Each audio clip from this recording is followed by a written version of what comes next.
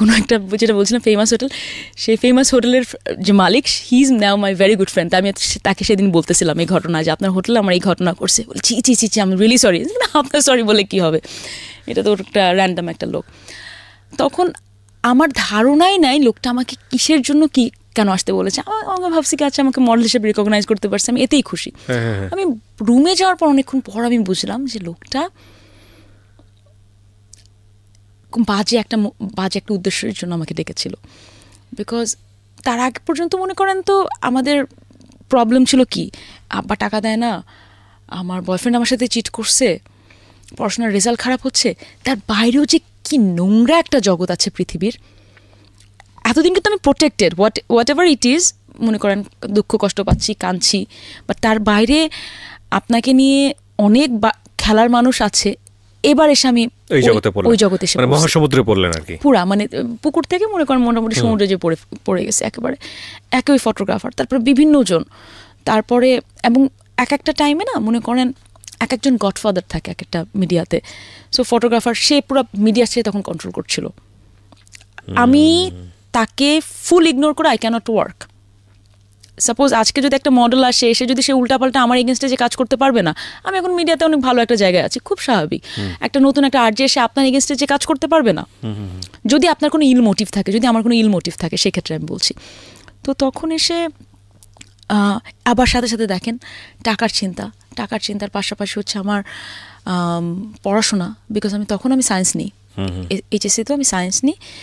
শুধু not only science, আমি higher math biology দুইটাই নিয়ে। আম্মা আমাকে বলেছে তুমি পারবা না, তুমি কমার্স নিয়ে নাও, কমার্স নিলে তোমার জন্য বেটার হবে, বিকজ সায়েন্সের পড়া অনেক বেশি। সায়েন্স না আম্মা আমি পারবো, সবই করবো, কেন পারবো না। আমার তখন এরকম একটা ইয়ে ছিল যে আমি আমার মিডিয়ার জন্য আমি আমার পড়াশোনা, আমি আমার এটা মানে আমি যেটা হতে চাচ্ছি সেটা আমি ক্ষতি হতে দেবো না। বিকজ অনেকটা মিডল ক্লাস সেন্টিমেন্ট সবসময় ছিল যে হয় ডাক্তার, ইঞ্জিনিয়ার বা ব্যারিস্টার হব। তো আমি যদি ডাক্তারই পড়তে চাই, আমার বায়োলজি লাগবে, ইঞ্জিনিয়ারিং পড়তে গেলে আমার হায়ার ম্যাথ লাগবে। সো আমি আমার অপশনগুলো সব খোলা মানে বেসিক্যালি তখন আপনি মডেল হিসেবে পরিচিতি পাবেন এরকম কোনো ইন্টেন্স মাথায় ছিল না? না, একেবারেই না। একটু শখের বসে করতাম, আর খুব একটা ইয়ে ছিল যদি টাকা পয়সা ইনকাম করতে পারি তাহলে তো খুবই ভালো হবে, তাহলে আমার একটা ইয়ে হয়ে যাবে। তখন ছোটবেলায় FTV দেখতাম, এইটাই। মানে ওরকম কোনো ফ্যামিলি থেকেই আসেনি যে মডেল হবো ওই স্বপ্ন নিয়ে আসবো। এখন যে মানুষরা এসে বলে যে আপু মডেল হবো, কি করব, প্রশ্নই ওঠে না, ওরকম ইয়েই ছিল না আমার।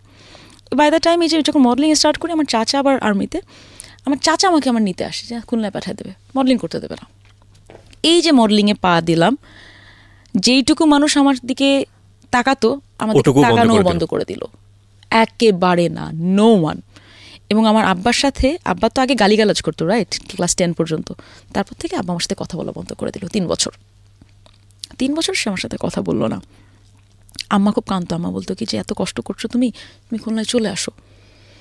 আমার মনে আছে কিবরিয়া ভাই, তারপরে একটা টাইমের পর আমি যখন ওই পেইং গেস্ট থেকে এসে আমি যখন নিজে একটা ফ্ল্যাট নিলাম, বিকজ আমার বড় বোনও তখন আসবে, আমার বড় বোনও তখন থাকবে। তো আম্মা বললো কি তোমার বড় বোন আর তুমি মিলে, আমরা মিলে একটা ফ্ল্যাটে আমরা সবাই মিলে টাকা দেবো, তাহলে তুমি ইয়ে করতে পারবা।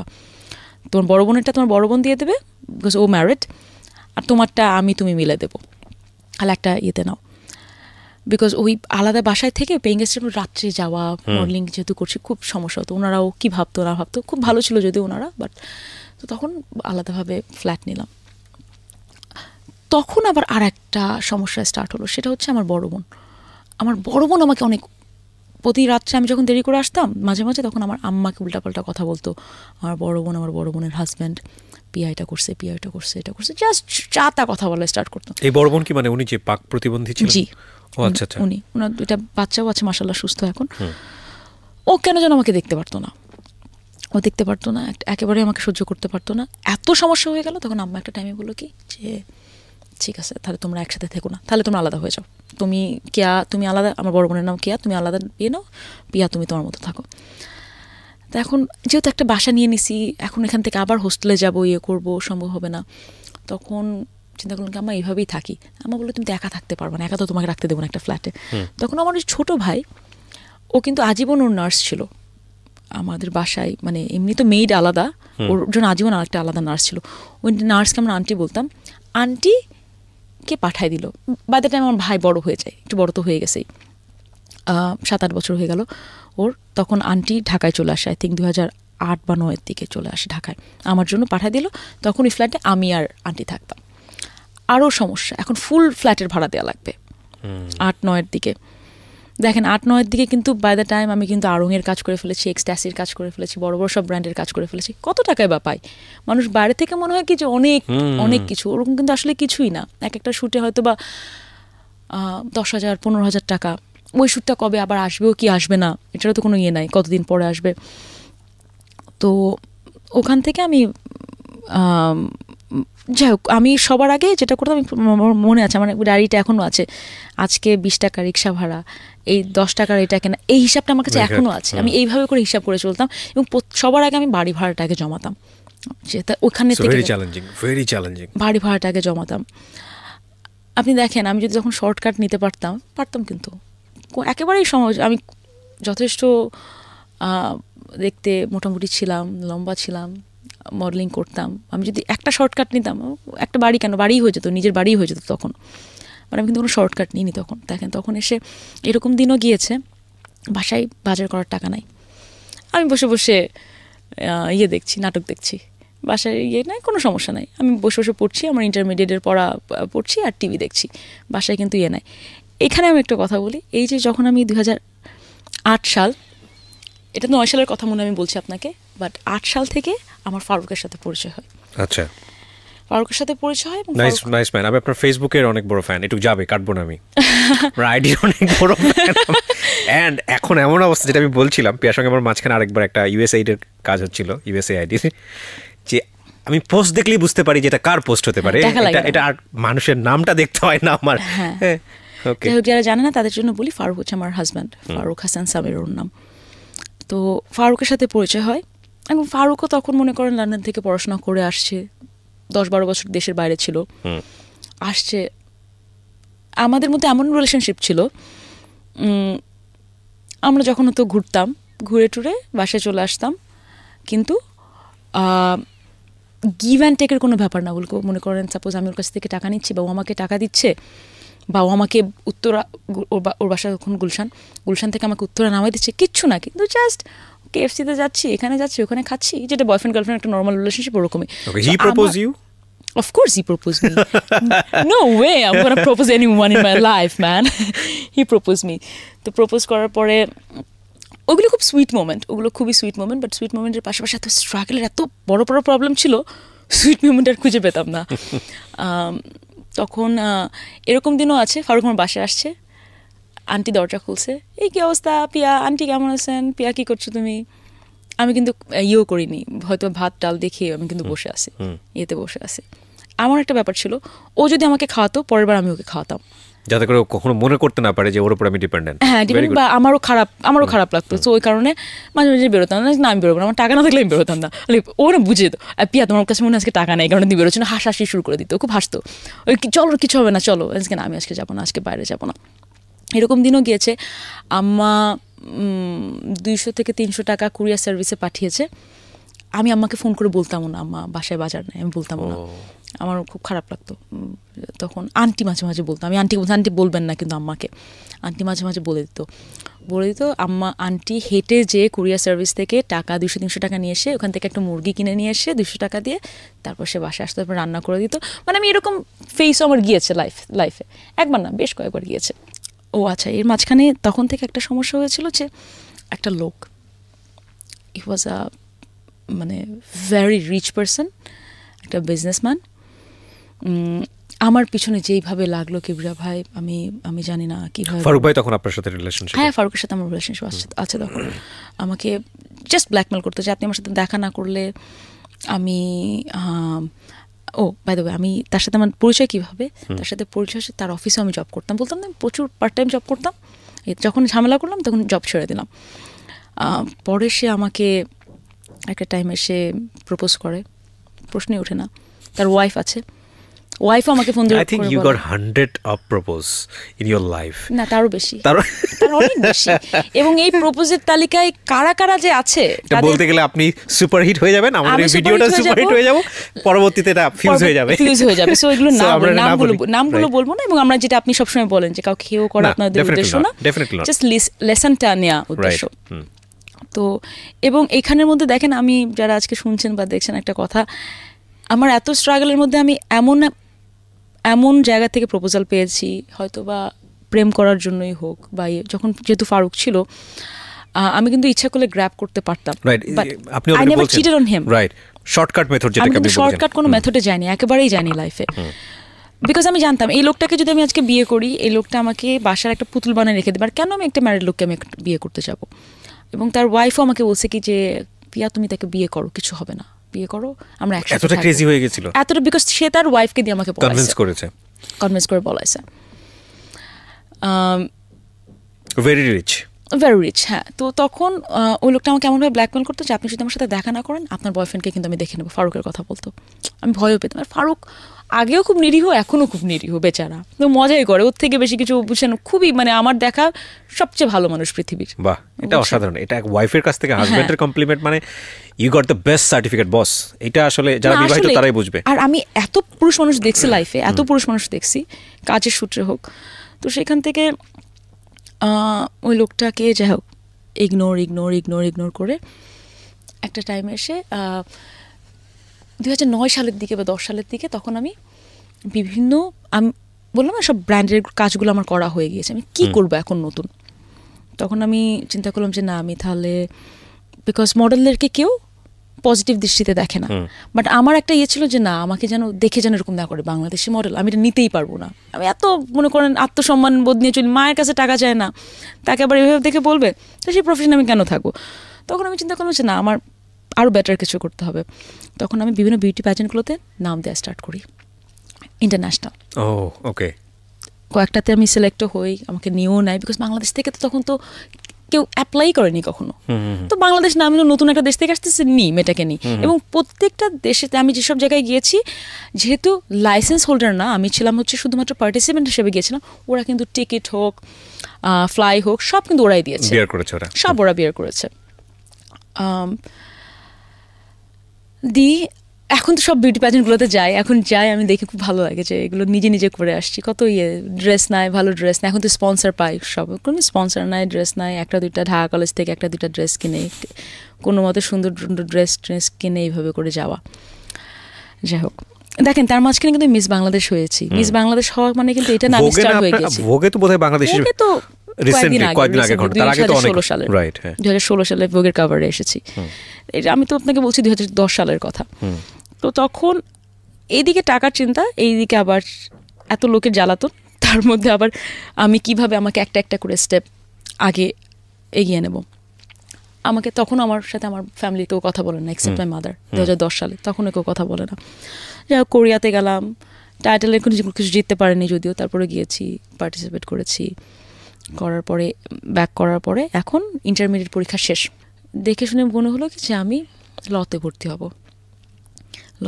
হব। তখন এখানে বিএসএলে ভর্তি হলাম। অনেক টাকা নেয়, মনে করেন ইউনিভার্সিটি অফ লন্ডনে টাকা দেওয়া লাগবে, এখানে টাকা দেওয়া লাগবে। তখন আম্মা বললো কি পারবা তুমি, এখানে অনেক টাকা লাগবে। আম্মু পারবো। তখন আমি আস্তে আস্তে করে ইনকাম করছি, আস্তে করে ভালোই টুকটাক করে করা স্টার্ট করছি। তখন আরেকটা আম্মা ছোটো একটা জমি বিক্রি করে দিল, করার পরে ওখান থেকে আমাকে ভর্তির টাকাটা দিয়ে দিল। আম্মু বাকিটুকু আমি দেখতে পারবো। আম্মু খুব টেনশনে, তুমি কীভাবে পারবে এত টাকা দিতে প্রতি মাসে? আমি পারবো। তো ওখান থেকে এসে দেখেন যেভাবে হোক পেরেছি। আমি এলএলবি পাস করেছি, আমি বার কাউন্সিলে পরীক্ষা দিয়েছি, লয়ার হয়ে গিয়েছি। আপনি সুপ্রিম কোর্টে প্র্যাকটিস করছেন? না, আমি এখনো জাজ কোর্টে প্র্যাকটিস করছি। সুপ্রিম কোর্টে আমার আরও কিছুদিন লাগবে, মানে আমার 2 বছর লাগে, তো আরও কিছুদিন লাগবে। ইট ওয়াজ কোয়াইট টাফ ছিল কিনা, মানে আমরা যে ধরনের ফ্যামিলিতে বিলং করি, যদি একেবারে নিম্ন মধ্যবিত্ত পরিবার বা মধ্যবিত্ত পরিবারের জায়গাটা থেকে, ড্রেসের মধ্যে তো একটা কনজারভেটিভনেস আমাদের ছোটোবেলা থেকেই গড়ে ওঠে, এই ধরনের ড্রেস আপ করতে হয়, মেন্টালিটি এই ধরনের থাকে। তো সেখান থেকে আমি আপনাকে জানতে চাইবো একদম জেনারেলি, বিকিনি শর্ট যেগুলো ছিল বা যেটা আপনি করলেন, দেশের বাইরে গিয়ে করলেন এবং খুব এটা নিয়ে খুব আলোচনা হলো। এটা কিন্তু আরো পরে, এটা আরো পরে 2013 সালের ঘটনা। রাইট। আমি 2013 সালে আমি আর একটা বিউটি কন্টেস্টে যাই, ইন্ডিয়ান প্রিন্সেস, যেটা আমি জিতি। মহেশ ভাট, কারিশমা কাপুর ছিল ওখানে জাজ হিসাবে। ওখানে অনেক দেশ থেকে মেয়েরা ছিল, আমি জিতি ওটা ওখানে plus top model of the world ইজিপ্টে। আমি যে বাই দ্য টাইম আমি কোরিয়া থেকেও এসেছি, আমি এত মেয়েদের সাথে বিভিন্ন কালচারের সাথে আমার পরিচয় হয়েছে, আমার কাছে না নর্মাল লেগেছে। আচ্ছা, বিষয়টা খুব নর্মাল লেগেছে, খুবই নর্মাল লেগেছে। সো ওখান থেকে তার আগে কিন্তু আমি কোনো বাংলাদেশের কিন্তু কোনো বিকিনি শর্ট পরে কোনো কিন্তু আমি ছবি তুলেছি বা এরকম কিন্তু কিছু নাই।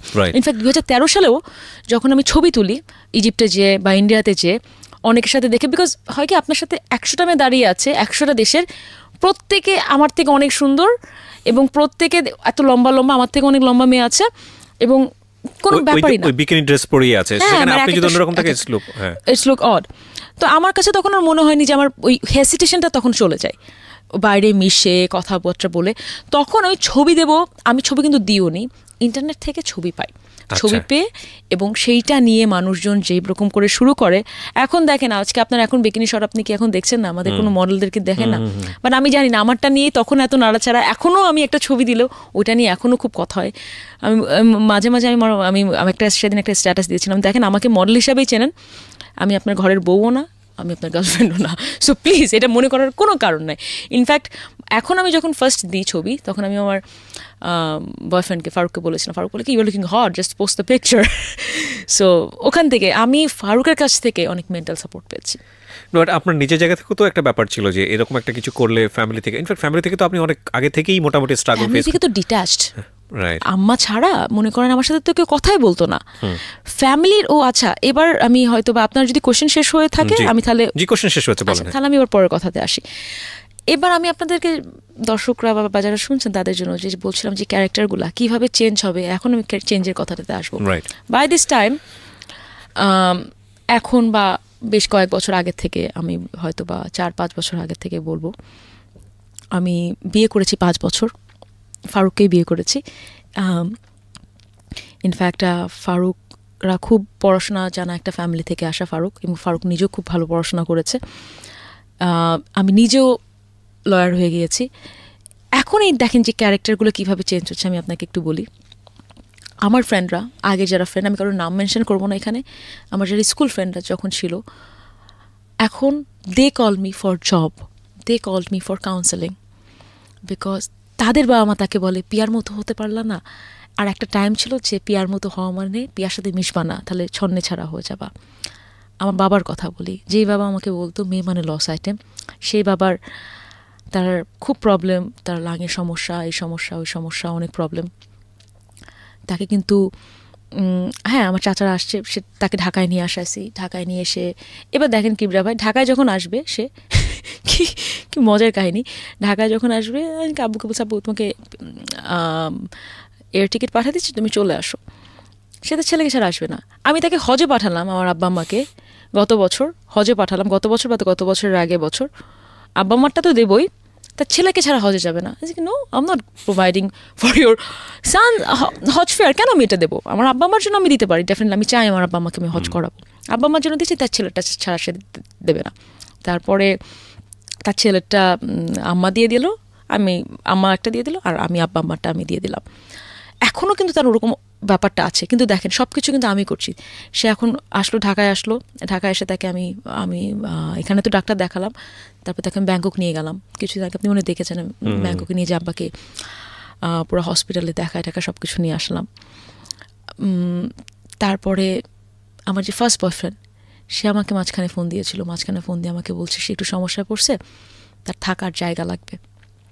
থাকার জবটা বললে হয়তো আমি শুনেছি ওর আর জীবনে গার্লফ্রেন্ডও হয়নি, পড়ালেখাও করেনি, বুঝছেন? যাই হোক, মাথায় চুলটাকে ওঠেনি আর পরবর্তী আল্লাহ জানে, ওটা দেখা হয়নি, আমি তো দেখিনি, দেখলে হয়তো বা বলতে পারতাম। তো আমি তখন হয়তো বা জব লাগলে বা কিছু লাগলে হয়তো আমি হেল্প করতে পারতাম। পরে থাকার জায়গা আমি এসব আমি জানি না, কি করবে না করবে আমি চিনি না, এখন কি করে আমি তো জানিও না, লাস্টে অন্য একটা কেসে পড়ে যাবো, আমি এরকম সমস্যায় পড়ে যাব। তো সেই কারণেই বললাম যে কথা হয়েছে, পরে হয়েছে, এখন আপনি করে বলি এই কারণেই বলছিলাম। তারপরে মাঝখানে অনেকবার ফোন দিয়েছে, ফোন আমি ধরিনি। মাঝখানে আমার মাও আমাকে ফোন দিয়েছিল 3-4 বছর আগে, তখন বিয়ে হয়েছে জাস্ট, বলছে কি যে ও তো তোমাকে ফোন দিচ্ছে, তুমি ফোন ধরছো না। আন্টি আপনার মনে জানেন না আমি বিয়ে করেছি। ও হ্যাঁ আমি জানি। তাহলে আমি কেন ওর সাথে কথা বলবো? এই মহিলায় আমার বাসায় যে আমার ফুপুর কথায় ক্লাস 9-10 থাকতে আমার বাসায় সবাইকে শাসায় আসছে, আপনার মেয়ে এত খারাপ, আপনার মেয়ে আমার সাথে মিশে, আমার ছেলের সাথে মিশে, ছেলেরা তো ছেলেই, আর আপনার মেয়ে কেন ইয়ে করে। এই মহিলাই আমাকে এখন ফোন দেয়। তবে দেখেন আপনি যখন সাকসেসফুল হয়ে যাবেন, right, this is very important point, কিভাবে একটার পর একটা আপনার চেঞ্জ হচ্ছে। তারপর আমি কিন্তু বিজনেসও করি। হ্যাঁ, আমি বিজনেস এই কারণে করি কারণ আমি একটা টাইমের পর দেখলাম যে ভালো লয়ার হয়ে যখন আমি টাকা ইনকাম করব অনেক টাইম লাগবে, যেটা আপনার প্রত্যেকটা প্রফেশনেই লাগবে। যেটা মনে করেন আমার মডেলিংয়ে অনেক বছর লেগেছে, আর মডেলিংও কিন্তু আমি সারা জীবন করতে পারবো না, আরও হয়তো বা কয়েক বছর, দ্যাটস ইট। তারপরে তখন আমি চিন্তা করলাম আমার বিজনেস করা লাগবে। এই বিজনেসও স্টার্ট করলাম। বিজনেস স্টার্ট করার পরে আমি একটা অফিস স্পেস নামে একটা জায়গা করি, যেখানে শেয়ার্ড অফিস, আপনার ফার্নিশড অফিস থাকবে। প্রচুর টাকা ইনভেস্ট করি আমি, আমার যত সেভিংস ছিল আমি সব সেভিংসের টাকাটাতে ইনভেস্ট করি। সেটা হচ্ছে আমার শ্বশুরের জায়গা, বাট ইনভেস্টমেন্ট পুরো আমার বললে ভুল হবে, আমার আর আমার হাজব্যান্ডের। আমরা যা হবে 50% আমরা প্রফিট করবো। ইউ ব্রট এ কার? ও আচ্ছা, হ্যাঁ, ওটাতে পরে আসছি অডি, এবং এটা তো ওনার 50% শেয়ার। হ্যাঁ, ওইটাও 50% সবকিছুতে, মানে আমার হাজব্যান্ডের সবকিছুতে। একটা ভালো, যদি আপনি রাইট পার্সনকে বিয়ে করতে পারেন আপনি অনেক উপরে উঠতে পারবেন, ট্রাস্ট মি। এবং আপনি যদি ভুল পার্সনকে বিয়ে করেন আপনি ততখানি ঠাস ঠাস করে নামতে থাকবেন। বাট অনেকটা লাকেরও ব্যাপার আছে এখানে, দোষ দিয়ে। আমার এত ফ্রেন্ডরা এখন ফোন দেয় আমাকে, ডিভোর্স দিচ্ছে, কাউন্সেলিং করবে, হাজব্যান্ডের সাথে ঠিক নাই, সব স্কুল লাইফের ফ্রেন্ডরাই, মানে খারাপও লাগে তখন। তো যাই হোক, দেখেন এখনও এসে কিন্তু যে প্রবলেম একেবারেই নাই বললে ভুল হবে। যেদিন আমি মার্চ মাসের 4 তারিখে গত বছর মোটামুটি আমি সেট আপ হয়ে গেছে, টুকটাক বাকি আছে, ওটা আমি লঞ্চিং করবো এপ্রিলে বা মে মাসে। আমি 1.5 কোটি টাকার উপরে শুধুমাত্র আমার জায়গা ছাড়া আমি ইনভেস্ট করেছি। আমার জন্য still a lot of money, মানে তো আমি তখন করার পরে 28 তারিখে কোন একটা আসবে, বিদেশ থেকে কয়েকটা সংস্থা আসবে, তারাও ভাড়াটা নেবে, টাকা দিয়ে যাবে। অ্যান্ড 27 তারিখে আগুন লাগলো পুরো জায়গায়। ও বনানীর, and that's famous FR tower. ও ওকে, এটা আমার টাওয়ারের ল্যান্ড ওনার হচ্ছে আমার শ্বশুর, ফারুক টাওয়ার। আচ্ছা, ফারুক রূপায়ণ টাওয়ার। বাট আপনার জামাইকে দেখে তো মনে হচ্ছে কিছুই হয় নাই, মানে ওনার স্ট্যাটাস, ফেসবুকের স্ট্যাটাস। না, ও he is a very cool person, very cool person. কিন্তু আমি না পুরা ভেঙে পড়ি যে এত, শুধু সেইটা না, মনে করেন টাকা পয়সার কথা বাদই দেন, আমার শ্বশুরকে নিয়ে তখন দৌড়াদৌড়ি। ওনাকে ভদ্রলোক জীবনে পুলিশ দেখেনি, তাকে জেলে নিয়ে যাচ্ছে।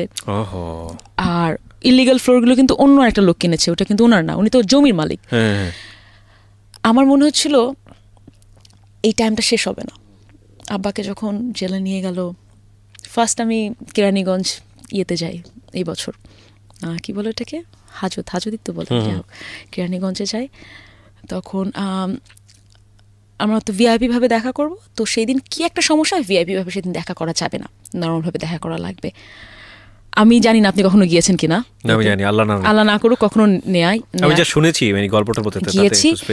যাওয়ার পরে আমি আর আমার শাশুড়ি গিয়েছি, আমার জামাই কিন্তু যায়নি, আমার জামাইকে নেই। আমার শাশুড়ি বলে কি, না ও তো ছোটকে নিও না। আমার শাশুড়ি, চিন্তা করেন বেচারি, মানে নিজের ছেলে তো, যাই হোক এত প্রোটেকশনে তো আর আমরা মানুষ হয়নি। সো যাই হোক গিয়েছি কেরানীগঞ্জে। যাওয়ার পরে তো আমি কোর্ট থেকে আসছি, আব্বারই কোর্ট থেকে এসে ফিরে সাথে গিয়েছি কেরানীগঞ্জে। তো এখানে একটা জায়গা আছে, একটা নির্দিষ্ট টাইমে আপনি দেখা করতে পারবেন। তো ডেপুটি জেলার সাথে কথা বলে, ম্যাডাম আজকে তো আমি আপনাকে করতে পারবো না, আপনি এইভাবে দেখা করা লাগবে। একটা জায়গা এখানে করবেন, এখানে গ্রিল দেয়া, তার পাশে ফাঁকা, তারপরে আবার গ্রিল দেয়া, তারপরে আপনি যার সাথে দেখা করবেন সে, আব্বার বয়স 73-74। সেও, আমি চিৎকার করে কথা শুনতে পাচ্ছি না, তাকে যে কি হচ্ছে কি বলবো না বলবো। এই দিক দিয়ে অন্যান্য আসামিরা আমাকে বলে, ম্যাডাম ভালো আছেন? ওরা তো চেনে আমাকে তো দেখতে পাচ্ছি, টিভি দেখে, তো যারা জেলে থাকে তো টিভি দেখে, তো কিছু করার নাই। ভাগ্যিস আমি সেদিন মনে করেন আমি আমার গাউনটা পরে গিয়েছি, মানে একটা অদ্ভুত জায়গা। সো আমার মনে হচ্ছিল শেষ হবে না। ফারুক আমাকে শুধু বলতো যে পিয়া শেষ হয়ে যাবে, চিন্তা করো না।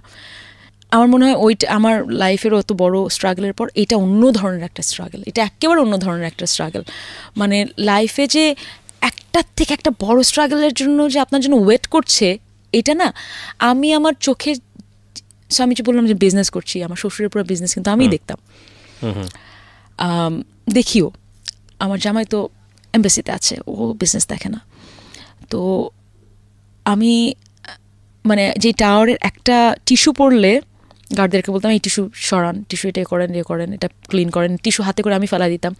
সেই টাওয়ার থেকে আমি জলা দেখছি আমার চোখের সামনে আমি দেখছি মানুষজন উপর থেকে লাফ মারতেছে, ঠাস করে পড়ে যে মারা যাচ্ছে। আমি জানি না মানে আমি কোনটাকে বেশি খারাপ বলবো। আমার মানে বললাম না, এক এক ধরনের স্ট্রাগল। এগুলো যে হয়তো বা ফেস করে সেই হয়তো বা ইয়ে করতে পারবে। যাই হোক, বাট ওই লেসনটা এটাই যে don't give up, you can't give up. তারপরে দেখেন এই যে এটা হওয়ার কিছুদিন আগেই, মানে টাওয়ারের এটা হওয়ার আগে আমি একটা গাড়ি কেনার, আমি আর আমার ফারুক একসাথে আউডি কিনেছি একটা গাড়ি। তো ওখান থেকে দেখেন it's not about Audi, it's about আমি এমন একটা জায়গায় এসেছি আমি যেখানে মান সম্মানের সাথে শর্টকাটে না যেয়ে আমি আমার সর্বোচ্চ ডিজায়ারটা ফুলফিল করার ক্ষমতা রাখছি। আমার শ্বশুরের টাকায় না, কিন্তু he is a very rich man, তার টাকায় না, কিন্তু এটা কিন্তু আমাদের নিজেদের টাকায়। আমি ফারুকও জব করে আর আমি তো আমার কাজ করি। যাই হোক, এখানেও স্ট্রাগল শেষ না, এখন নতুন স্ট্রাগল। মোটামুটি টাওয়ারটা ব্যাক করানো লাগবে আমাদেরকে। টাওয়ারটা এখনও লিগালি বন্ধ আছে, কমার্শিয়ালি বন্ধ আছে। আমি এখন যেহেতু ওখানের বিজনেসটা আমার থেমে আছে, আমার ইনভেস্টমেন্টটা পুরো ওখানে চলে আছে, আমি নতুন একটা বিজনেস এখন সেভিংস করে নতুন একটা বিজনেস আমি ফেসবুকে ছবিও দেখেছিলাম যে অফিস ডেকোরেশন হলো, সেটা ভেরি নাইস, খুব সুন্দর করে করেছিলাম। তো সেটাই বলছিলাম যে যেই পিয়া জান্নাতুল ঢাকা শহরে যখন আসলো কত সালে? 2007 সালে অ্যান্ড ইট অ্যাবাউট 13 ইয়ার্স, 2020-এ গিয়ে 13 বছর হবে, and it is lucky 13 for her. আপনি চিন্তা করে দেখেন যে 13 বছরে সে কোথায় আজকে। পুরো বাংলাদেশের যে মডেল ইন্ডাস্ট্রি সেখানে সে icon, and very rich icon যদি বলি। ইন্টারন্যাশনালি সে এতটা রিকগনাইজ। এবং আমি বলছিলাম যেটা, যে দেখুন একটা মানুষ মাস শেষে খাবারের যে পয়সাটা সেটা ছিল না, সে নিঃসন্দেহে এখন কোটিপতি, ব্যক্তিগতভাবেই কোটিপতি। শেষে বেলায় যে প্রশ্নটা করতে চাই, অনেক মেয়ে আছে আমাদের মতো, আপনার মতো আমাদের সোসাইটিতে অনেক মেয়ে আছে যারা এরকম মিডল ক্লাসে ফ্যামিলিতে বা মানে লোয়ার মিডল ক্লাস ফ্যামিলিতে বড় হয় এবং বিভিন্ন ধরনের সামাজিক পারিবারিক অন্যায় দাবি তারা মেনে নিয়ে নিজের জীবনটাকে ওখানেই শেষ করে দেয়।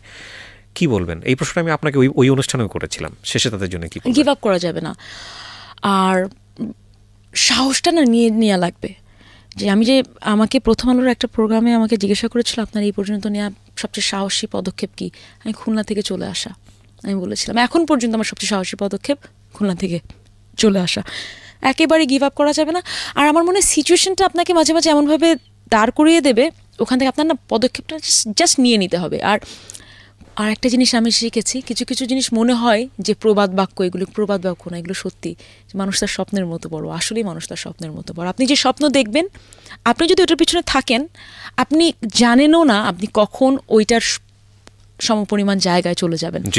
আমি যেই মডেলিং ইন্ডাস্ট্রিতে এসে মানুষজন এইভাবে তাকাতো, মডেল মানে খারাপ, মডেল মানে এরকম, নায়িকাদের তো মনে করেন আমি মুভি করেছি, বাট আমি তো মেইন মডেল হিসাবেই পরিচিত, রাইট?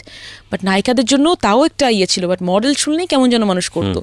সেখান থেকে আমি এমন একটা জায়গায় অ্যাম্বাসেডারের সাথে দাওয়াতে যাচ্ছি, ওখান থেকে তাদের রেসিডেন্সের দাওয়াত থাকছে, বা এত বড় বড় জায়গায় USAID, UKAID, এত বড় বড় জায়গায় কাজ করছি, আমি কিন্তু একমাত্র করছি apart from cricket player. Right, আপনি যদি এখন দেখেন ইয়েতে, সো আপনি যদি নিজেকে যদি ধরে রাখতে পারেন, গিভ আপ না করেন, শর্টকাট না ধরেন, আত্মসম্মান মানে মোটামুটি আত্মসম্মান বোধ রেখে যদি আপনি কাজ করতে পারেন, বাট হ্যাঁ অবশ্যই আত্মসম্মান বোধ যেন এরকম না আসে যেটা ব্যাড অ্যাটিটিউড পর্যায়ে চলে যায়, তখন কিন্তু এটা নেগেটিভ। বিনয়ী হতে হবে, বিনয়ী with confident. Thank you so much Piya. আমাদের অনেকবার বসা হলো এই পর্যন্ত এবং আমরা বিশ্বাস করি আরও ভবিষ্যতে বসতেই থাকবো, গল্প করতেই থাকবো। এবং টু বি অনেস্ট এটা আমার ব্যক্তিগত opinion, she is very benevolent. পিয়ার সাথে আমার প্রথম দেখা হয়েছিল লিফটে, মাছরাঙা টেলিভিশনের লিফটে। তখন পিয়ার প্রতি আমার যে ইমপ্রেশন, আর পিয়ার সাথে বেশ কয়েকবার বসে পিয়ার লাইফ স্টোরি জেনে এবার আমার কাছে মনে হচ্ছে যে খুব সাধারণ একজন মানুষ, কিন্তু অসাধারণ অর্জন, এবং এটা অনেক ইন্সপায়ারেবল। এবং আজকের এই তারার রাতে আপনাকে আমরা পেয়েছি, সেটা নিঃসন্দেহে আমাদের জন্য অনেক বড় পাওয়া, অনেক বড় একটা থ্যাংক ইউ আমাদের এখানে আসার জন্য। আপনাকে অনেক অনেক ধন্যবাদ। এবং আপনার যে আগের একটা প্রোগ্রামে এসেছিলাম সেখান থেকে বলে অনেক মেয়েরা আমাকে অনেক কোয়েশ্চেন করেন। আপনাদের যদি কোনো কোয়েশ্চেন থেকে থাকে, আমি কীভাবে আপনাকে বলবো, প্লিজ আপনি আমার ইমেল অ্যাড্রেসটা বা আমার ফেসবুক ফ্যান পেজের আইডিটা দিয়ে দেবেন কোনো একটা জায়গায়, কারণ হ্যাঁ, তাহলে আপনাদের যদি কোনো কখন যদি খুব বেশি খারাপ লাগে বা বেশি স্ট্রাগল মনে করছেন, just give me a message. আমি অনেকের অ্যান্সার দিয়েছি ইনস্টাগ্রাম, ফেসবুকে, but please don't quit, don't give up, never. Thank you.